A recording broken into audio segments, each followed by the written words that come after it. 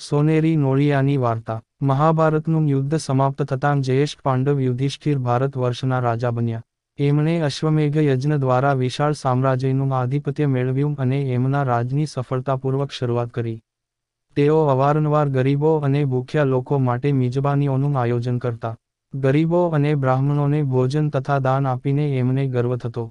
એક વખત આવો ભોજન સમારંભ યોજ્યા બાદ યુધિષ્ઠિર વિચારતા હતા કે દુનિયામાં એમના જેવો બીજો કોઈ રાજા હશે જે આવું દાનપુણ્ય કરતો હોય. શ્રીકૃષ્ણ સમજી ગયા કે યુધિષ્ઠિર મનમાં શું વિચારી રહ્યા છે. શ્રીકૃષ્ણે તરત જ એક લીલા રચી.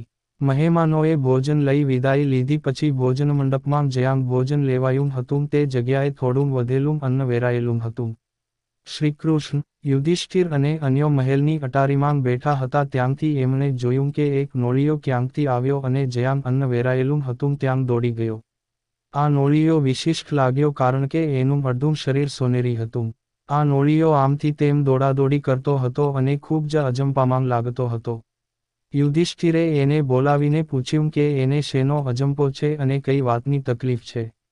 નોળિયો બોલી શકતો હતો. એણે એક વાત કહી. એણે એક સમયની વાત કહી જ્યારે ચારેકોર ભીષણ દુકાળ પડ્યો હતો અને ભયંકર ભૂખમરો થયો હતો. ખોરાકની અછત સર્જાતાં જીવનનિર્વાહ અત્યંત મુશ્કેલ બની ગયો હતો. આ નોળિયો ખોરાકની શોધમાં એક ગરીબ બ્રાહ્મણના ઘરમાં જઈ ચડ્યો. ત્યાં બ્રાહ્મણની પત્ની કાનિક રાંધતી હતી એટલે એ રસોડામાં કાનિક ખાવાનું વધે એની રાહ જોવા લાગ્યો. બન્યું હતું એવું કે બ્રાહ્મણ અને એના કુટુંબે કેટલાય દિવસોથી કાંઈ જ ખાધું નહોતું. ભિક્ષામાં થોડું અનાજ મેળવવા એણે ઘણો પ્રયત્ન કર્યો હતો પણ કાંઈ જ ન મળતાં તેઓ સાવ જ ભૂખ્યા રહેતા.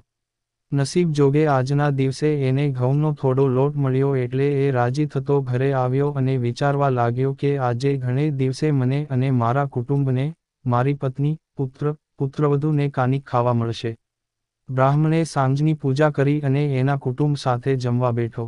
જમવામાં ફક્ત 4 જ રોટલી હતી એટલે દરેકને ભાગે ફક્ત 1 જ રોટલી આવે એમ હતું.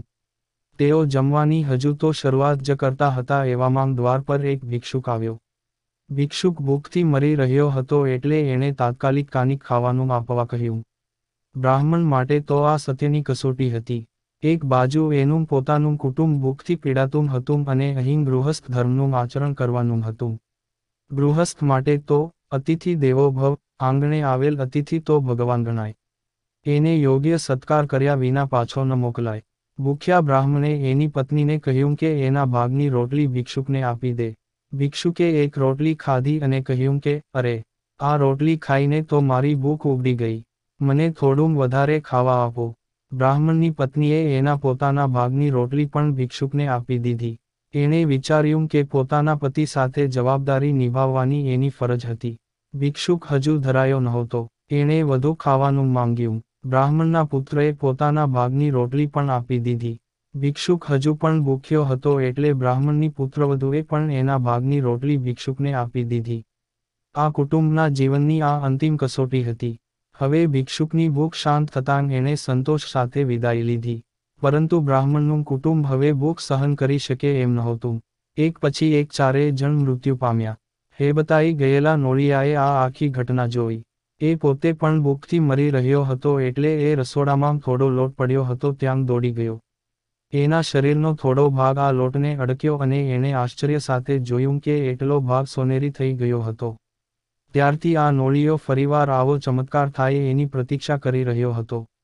જેટલા પણ યજ્ઞ થતા હોય ત્યાં એ એવી આશા સાથે પહોંચી જતો કે એના શરીરનો બાકીનો ભાગ પણ સોનેરી થઈ જાય. પણ એને કોઈ સફળતા નહોતી મળતી. આજે એને એમ હતું કે આટલા લાંબા સમયની એની પ્રતીક્ષાનો હવે અંત આવી જશે. આખી દુનિયામાં યુધિષ્ઠિર જેવું દાનેશ્વરી બીજું કોઈ જ નહોતું એટલે એમના યજ્ઞમાં તો આવો ચમત્કાર થવાની શક્તિ હોય જ. પરંતુ આવું ન થયું. વારંવાર વધેલા અન્નમાં આળોટ્યા કર્યું છતાં પણ એનું શરીર સોનેરી ન થયું. નોળિયો ખૂબ જ હતાશ થઈ ગયો. આ વાત પરથી યુધિષ્ઠિરને સ્પષ્ટ સંદેશ મળી ગયો. એમને ખ્યાલ આવી ગયો કે પેલા ગરીબ બ્રાહ્મણ કુટુંબે કરેલું દાન ઘણું જ ચડિયાતું હતું. યુધિષ્ઠિર પાસે તો ધનનો ભંડાર હતો છતાં એમણે તો એમાંથી થોડો ભાગ જ દાન કર્યો હતો. જ્યારે બ્રાહ્મણના ભૂખથી મરતા કુટુંબ પાસે તો ફક્ત 4 રોટલીઓ જ હતી જે એમને જીવાડવા અત્યંત જરૂરી હતી. તો પણ એમણે ઈશ્વર પરની શ્રદ્ધા અને એમના ગૃહસ્થ ધર્મને માટે પોતાનું સર્વસ્વ ત્યાગી દીધું.